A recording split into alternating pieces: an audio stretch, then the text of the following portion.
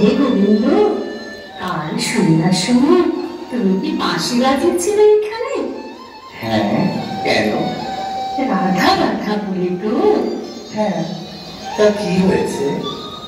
আর কি হয়েছে, সর্বনাশ করেছে। দেখো তোমার কি সাজা হয়। কেন সাজা হবে কেন? তোমার সেই বাঁশির সুরের সঙ্গে বিষ মেশানো ছিল। আমাদের কমলিনী তাই শুনে একেবারে ছটফট করছে, তার শরীর জ্বলে যাচ্ছে।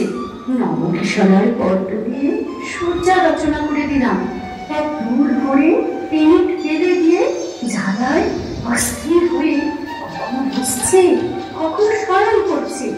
জল বাতাসে কিছুতেই জ্বলা যাচ্ছে না। কি সর্বনাশ করবে গোবিন্দ। রাধা বলি, বাঁশি কেন বাজাও? রাধা তোমার কে? তোমাদের কমলিনী ছটফট করছে, তাতে আমার অপরাধ কি?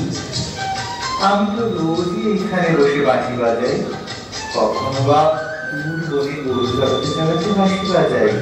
কাল তো আর নতুন বাজাইনি। রাধা বলে বাঁশি কেন বাজিয়েছ? রাধা তোমার কে?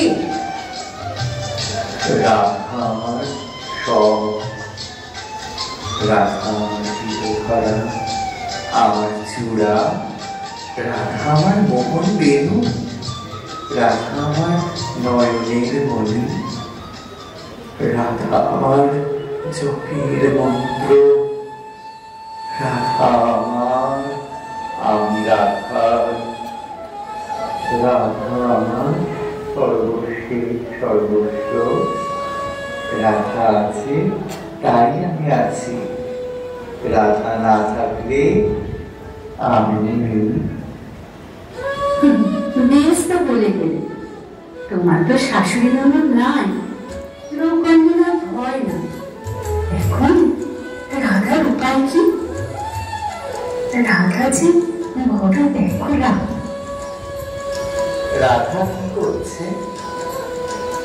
রাধা শ্যাম শ্যাম জপ করছে, আর আর আমাকে বলছে, বৃন্দে আমি শ্যাম শ্যাম করে ছাদ দেহ বিনাশ করব। তা আমি কি করবো বলো? তোমার তোমার একবার যেতে হবে। কোথায়? রাধা বলছে, গিয়ে কি করবো? আমাদের বিরোধীকে দেখা দিয়ে আসতে হবে, নচেত রাধা আর বাঁচবে না। বৃন্দে, তুমি সত্য বলছো? রাধা আমার জন্য কাতর হয়েছে?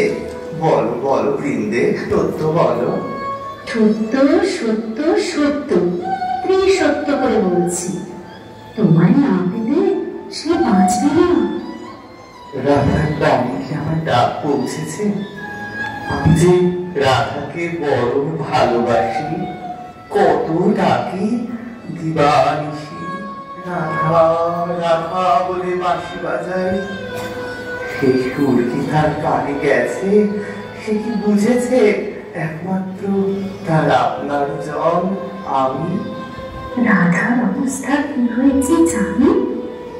সে অনেকক্ষণ তোমার বাঁশি শুনছে, কখনো কখনো চুপি চুপি বলছে, সখী ওই যে বাঁশি বাজে